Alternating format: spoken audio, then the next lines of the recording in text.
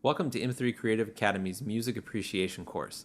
In this video, I want to introduce you to the string section of the orchestra. As the name suggests, strings instruments have strings which vibrate to produce sound. The strings, now, were once made out of intestines of sheep, although they were called catgut strings, but no cats were actually harmed in the making of the strings. But now, of course, they're made mostly of steel, which isn't quite as exciting. There are 4 different kinds of stringed instruments used in the orchestra: the violin, the viola, the cello, and the bass.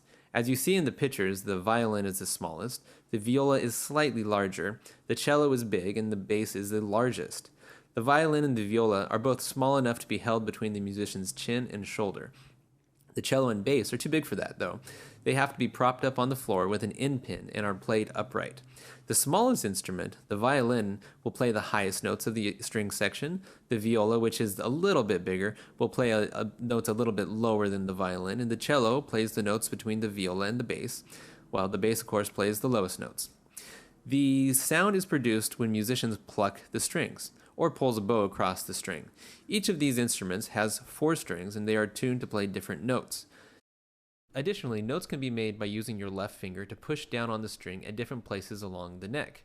It takes a lot of training and practice to know exactly where to push, but many people, kids included, have mastered one of these instruments. Most orchestras have several musicians playing the same part to amplify the sound, to make it louder. For example, there may be 10 musicians playing the first violin part, 10 playing the second violin part, 6 or 7 people playing the viola part, 5 playing the cello part, and at least a couple musicians playing the bass. To give you a good idea of what stringed instruments sound like, I've included a link in the description to parts of Antonio Vivaldi's 4 Seasons. The 4 Seasons are 4 violin concertos. This means that there is a solo violin player who plays the melody all by himself, and an orchestra. In this case, that orchestra is made up only of stringed instruments. When you follow the link, you will hear the first part of Spring. You might already recognize this one because this was a really famous piece. And you should listen for the times when the orchestra is playing together and times when the solo violin is being played either over the orchestra or all by himself. One thing you can listen for is the dynamics we learned about in part 3. Now listen especially for the changes between forte and piano. Finally, so you know a little bit more about Antonio Vivaldi, he was an Italian composer in the 1700s and a virtuoso violinist. He was also, interestingly enough, a Catholic priest who ministered at the Conservatorio dell'Ospedale della Pietà, which was an orphanage in Venice. And yes, I did have to practice that.